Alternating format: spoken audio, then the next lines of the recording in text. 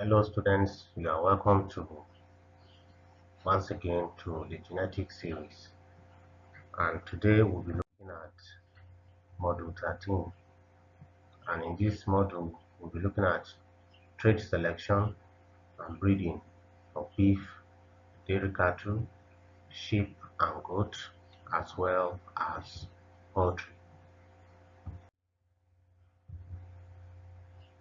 Now the desires of farmers is an improvement in the productive capacity of their animals, as this improvement makes it possible for the animals to pass on this ability that they have in productivity onto their offspring.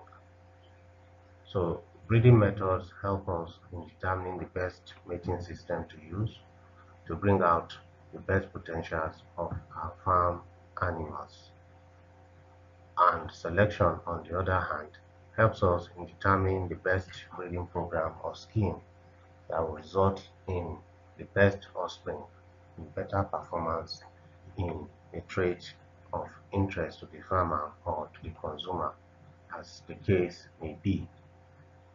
So generally, male and female animals that are going to be used for breeding purposes are expected to possess the following desirable characters or characteristics. A. They must breed true to type, and what this means is that the male or the female animal must represent the actual breed in all the characteristics of the breed. They should have the characteristics of a particular breed. If, for example, we want to use New Zealand White Rabbit, buck and doe for breeding, both the male and the female New Zealand White Rabbit must breed true to type, must possess all the characteristics expected of a New Zealand White Rabbit. They must have the normal anatomical and physiological features of the breed in question. They must also have good conformation as well as soundness. Their coat cover should be smooth, they have neat faces, and the inner regions must also be clean. These are indications of healthiness of the animals, and also shows that they are not carrying any negativity that may be transmitted on to their offspring. The back must be straight and also the underline. They must have a complete set of teeth, as dental malformation or abnormality have been noted to be heritable. In other words, they are transferable from parents on to their offspring. If they don't have a complete set of teeth, it may be a genetic deformation or malformation, and this is transferable onto the next generation. They must have good growth and reproductive records, and this underscores the importance of keeping records on the farm. So if we are going to buy, for example, animals for a breeding purpose, we must go through their records that will show whether they have good mothering ability in case of the female, and very good fecundity and other traits or characteristics that may be of importance to the farmer. The female must have a complete set of teeth, as this enables for adequate provision of milk for the developing young one. So the teeth number is particularly a specific, species specific. So a cow, for example, must have 4 good teeth, and 2 for the sheep and also for goats. The animals to be selected must possess desirable traits such as hardiness, which will help the animal to survive in environments that are harsh, as well as the reproductive traits, milking ability, the ability to mother well, and so on and so forth. And it is very important that there should be a ready source of replacement. In case of an accident or a death, there should be ready replacements that will be used to cover up for those that are so affected. It is very important that the disease history of the animals to be selected is known. It is very important that the farmer makes great effort not to bring diseased animals into his farm. It will lead invariably to economic loss, as these animals will not only be falling sick. If the illness is of a genetic nature, it can easily also be passed on to the progenies. So the farmer must scrutinize the genetic traits of interest and check if they are heritable, transferable, and select against such bad traits. Example is cryptorchidism, which is the possession of one or no testes at all, because the testes refuse to drop into the scrotal sac. It is also to check if the animal is very mobile, because a good breeding animal should be able to move freely and comfortably and be able to rise and also lie down easily. All these factors are very important during reproduction. So we must carefully evaluate the front and the hind legs and the hocks and the strength of the legs of the breeding animal. The temperament of the animal needs to also be considered, because a good breeder should have a pleasing and docile temperament, should be friendly and not too aggressive or wild, and also it should be moderately active. They shouldn't be aggressive when touched. We should also consider the number of mammary glands and, as mentioned earlier, and the galactophores, that's the duct per teeth. It should be one duct for each of the teeth in sheep and goat. It should be 2 to 3 for each of the 10 to 12 teeth in the pig, and it should be 8 to 10 ducts in the 4 to 5 pairs of teeth in the rat. So a more careful consideration must be made for the male animal, and this careful consideration is based on the fact that it must have a pair of well-developed and descended testicles. Animals with single testes in the scrotum should not be selected for breeding purposes, as there will be a reduction in their reproductive efficiency. So the male animals should have very strong and straight legs, which are very essential to act as support during mating. This may be particularly necessary if the animal is of such outstanding quality in order to be used for artificial insemination. The female animals must also have well-developed udder system, and the teeth must be in the right order and also in the right number. They also must have very strong legs for support during mating and during pregnancy when they become heavier.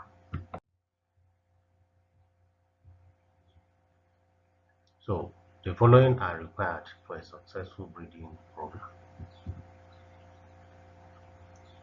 We should breed the female only when they are matured, and this is when they must have reached about 2/3 of the expected adult body weight. Breeding them earlier will have harmful effect on future reproduction. Some may become damaged, especially if they carry big or heavy progeny, and their reproductive system will become impaired. B. The breeding program should be so constructed to ensure that the animal produces at least a calf in a year or 3 in 2 years. That is when we are looking at ewes and does. The specific nutritional need for growth, for gestation and lactation in the females must be met. Likewise, the males also must not be overfed, as it reduces their reproductive efficiency. So when the animals are growing, the feeding regime should cater for growth. When they are gestating, it should cater for gestation, and when they are lactating in the female, it should also cater for both the mother and the milking offspring. There may be a need to flush or carry out what is known as flushing, and this entails feeding high energy diet for about 1 to 2 months before mating. The essence of flushing is to increase twining weight in goat and also sheep, and also to ensure that the females are on good nutrition. And flushing could be through exposure to good quality pasture, silage, or supplemental hay, which also concentrate. It is important that young males should not be used too early, as they do not produce much fertilizing sperm cells at the early stage of their growth. Likewise, young females should not also be mated too early.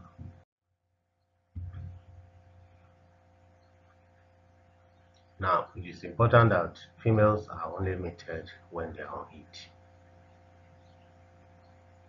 You should provide a balanced diet throughout the gestation period, particularly the last 2 months before calving, lambing, farrowing, or kidding, and this process is known as steaming up. It is a good practice to separate the males from the females until when they are ready to be used for mating. This helps in ensuring that there will be no early mating, resulting to early pregnancies. Males that are also not required for breeding purposes can then be castrated, fattened up, and sold off.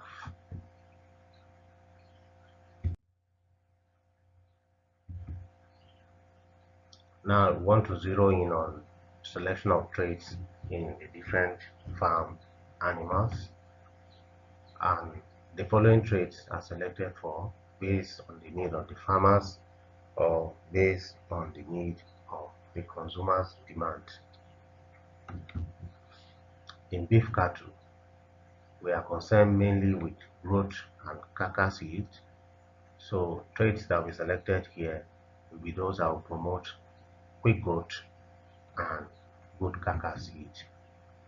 And this include: one, we have the birth weight of the calf, also the weight of the dam at birth, as well as the weight changes of the dam from parturition to weaning. These weight changes are indication of the dam's ability to maintain her weight and also to support lactation. There is a relationship between the dam weight and birth weight of the calf. Likewise, the weight changes that will be seen in the dam from parturition to weaning will impact on also the calf as a result of milking. The weaning weight of the calf is also taken at 180 to 200, and then again at 240 days. So for this to happen, the date of weaning should be recorded so as to adjust it to 200 days.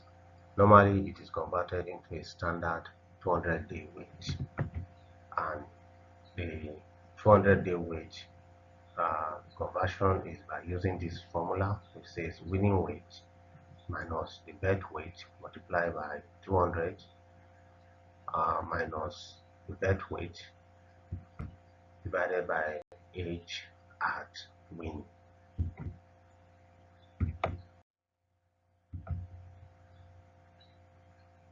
Another trait of importance is the growth rate, and this is determined as the daily weight gain at certain ages. This will be pre-weaning growth rate or post-weaning growth rate, and it is calculated in percentages using this formula.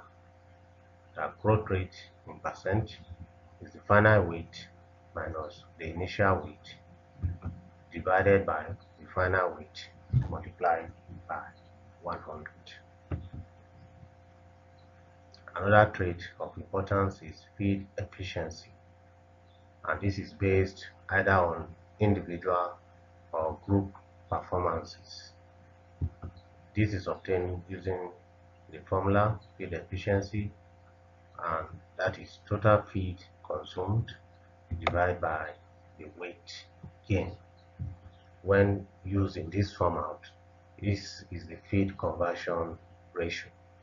Another way of evaluating it is the feed efficiency, in which case feed utilization efficiency, which will be weight gain divided by the total feed consumed.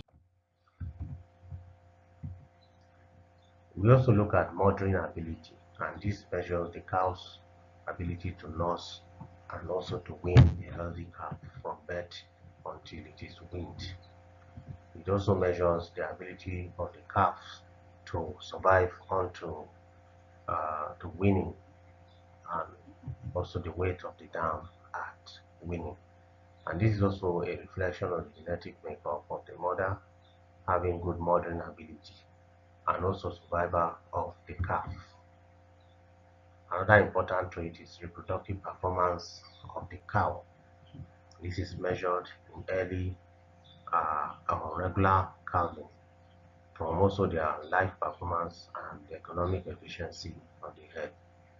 So fertility in a beef herd is measured in terms of calving rate, as the number of calves that are born in relation to the number of females that are exposed to the bull.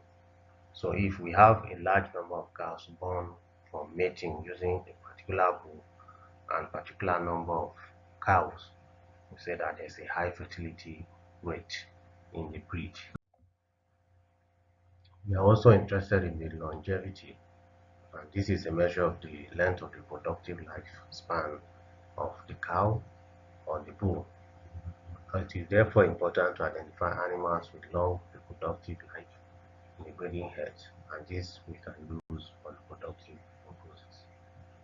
The carcass yield and quality is of importance in beef cattle, and this is measured by using the carcass percentage, the weight of the cut-off parts, and the meat to bone ratio. Animals that will produce more bone to flesh are not desirable in beef cattle enterprise.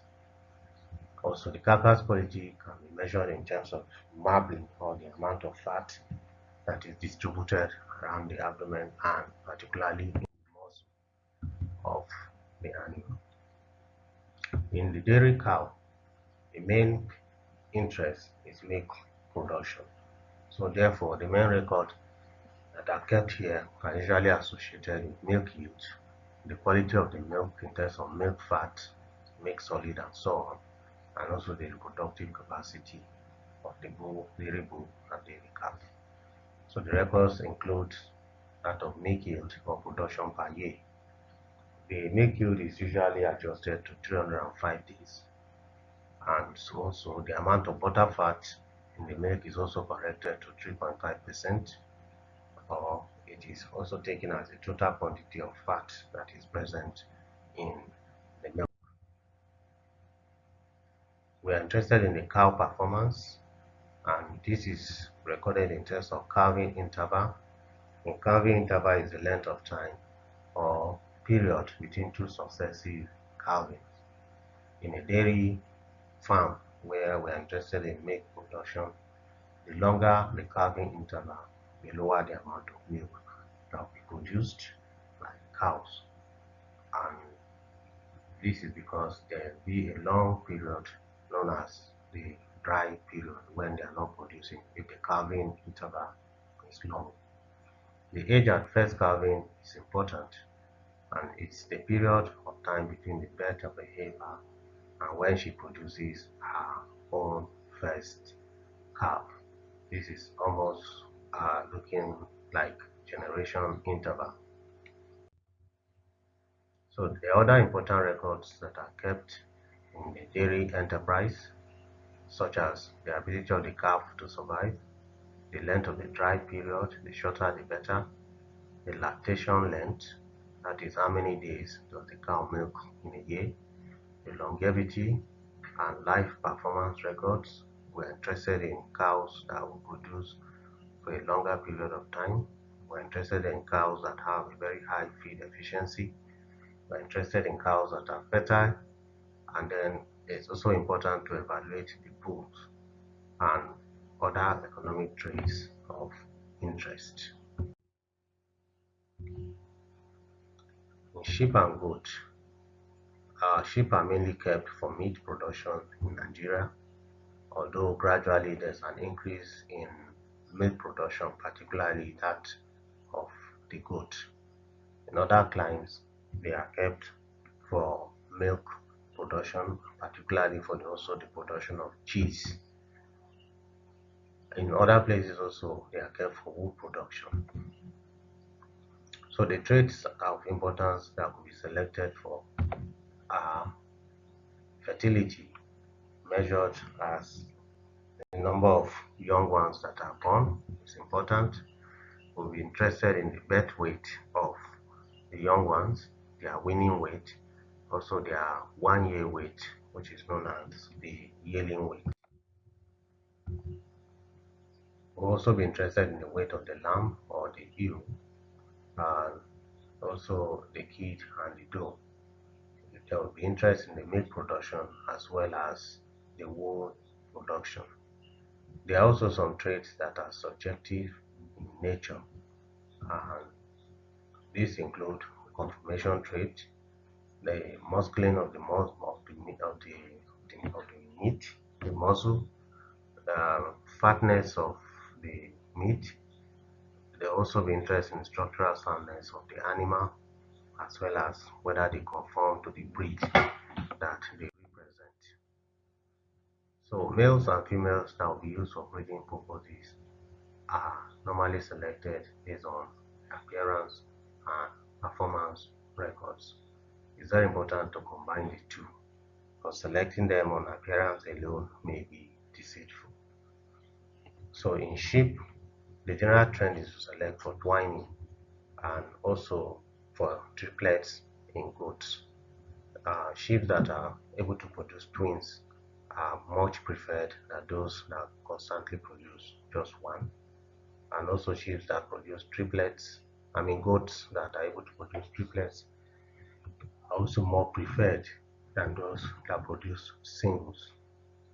We should also select for milk production, rapid weight gain, for early maturity. So what are the characteristics of ewes or does, as well as rams and bucks that should be selected? They should show alertness and conform to the breed type. They should have an odor with two prominent quarters. The teeth are sound, and they are also free from a disease called mastitis. The females particularly must have good mothering ability. They must be able to forage well and thrive on limited food supply. This is applicable to both the males and the females. They must have a docile temperament, and they are capable of kidding and lambing quickly and with minimal assistance. A docile component is very important for management purposes by the keepers and also during reproduction. The feet must be sound, strong, and free from any rot. The ram or the buck must also have sound feet. It's necessary for holding its weight during mating, and it must be an active ram or buck, very fertile and capable of seeking out females that are coming. So the reproductive performance of the females in sheep goat is measured. Sheep and goat, we measure this by looking at the litter size, look at the lambing rate, the kidding rate, the survival of the young to weaning, and also by its entire life production. So in searching for future parents, we need to select for the following.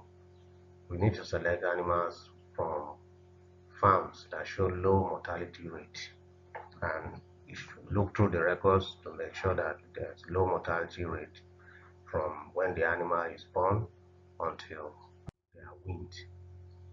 We should also be interested in looking at the weight at weaning, which is usually at 4 months or at 12 months. What is the carcass yield and the quality? How is the fat distributed in the meat? Is it well marbled or not? If our interest is in wool yield, then we should be particular about the wool quality. And wool yield is quality is very important, where fleece and mohair production is important. Fleece in sheep and mohair in goat. So we look at the fiber quality, like and length as well as diameter, and these are taken into consideration when selecting for sheep and goats that will be used for the production of fleece and mohair. Milk yield and quality is important in milking breeds. So in the poultry, our interest is egg production and meat yield. So our objective for selection and breeding are channeled towards traits that will lead to the production of egg in the case of layers, or meat in the case of broilers. So we are interested at the age at sexual maturity. Early maturity is good. A large number of egg production is good. Heavy egg size, big egg size is good. A good hen house average is good. With persistence or rate of lay, breeds that have show persistence for laying eggs uh, should be selected. Uh, Breeds with good feed conversion ratio and also with good air quality parameters such as the yolk height, the yolk color, abdomen length, shell color, yolk index, and so on and so forth. So in case of the broiler, the meat type, the objective mainly is body weight and also carcass weight. We're interested in the proportion of the breast meat to the entire carcass. Those that produce large proportion of breast meat are much better preferred. So we also look at the shank length as well as the feather color, although feather color could be more of a subjective trait. And other subjective traits include comb shape, the aggressiveness in cocks, particularly in cocks that are used for fighting, and also disease resistance. Aggressiveness in cock is also a good trait. Such trait cocks are more likely to be better breeders than those that are timid and too docile. So the following traits can be selected for in order to improve egg production: early maturity, non-broodiness. We don't want egg layers to show broodiness, because once they start brooding, there's a propensity to reduce the number of eggs that will be laid over the laying period. High egg production capacity is good. Heavy and active hens that lay hatchable eggs, and then longevity or livability. We have low mortality, and also the egg birds that are able to show good color identification for sexing during using sex link genes. For meat production, we're interested in quick growth rate, good feed efficiency, early feathering, livability, and then also can show good meat conformation. For both, whether it is for egg or for body weight, fitness characteristics are very important, especially hatchability, survival rate, disease resistance. These are very important traits that should be considered. So for egg production alone, we usually carry out what is known as a random sample test.